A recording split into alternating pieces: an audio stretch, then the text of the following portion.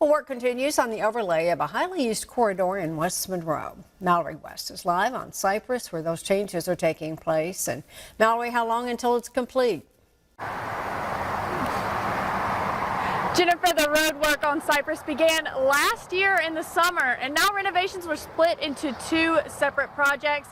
So it's about 2 miles for one project and 2 miles for the other, but eventually those projects will connect into each other.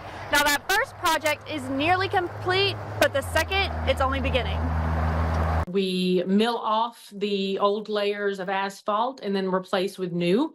And so, that's a typical, asphalt overlay project, but it does, extend the service life of the roadway, especially on busy roadways such as these.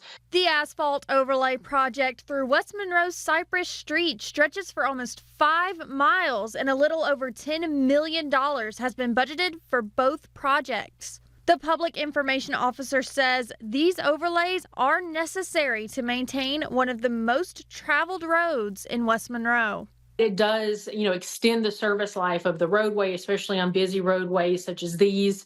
And then just overall improve, the travel experience when you're driving through there. So, those are good examples of true investment in our existing transportation system, especially on, heavily traveled thoroughfares. DOTD thinks of the asphalt overlay as an investment.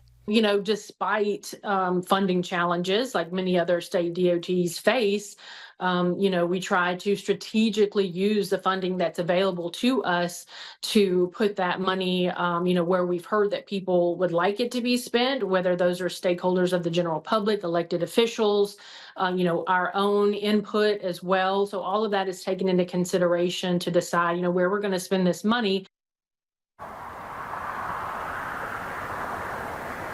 Now, if you have any more questions on roads in your area, each DOTD district will be hosting its own road show tomorrow to allow legislators and other elected officials, including DOTD representatives and the general public, to discuss and obtain information about construction progress, either in progress or in the future.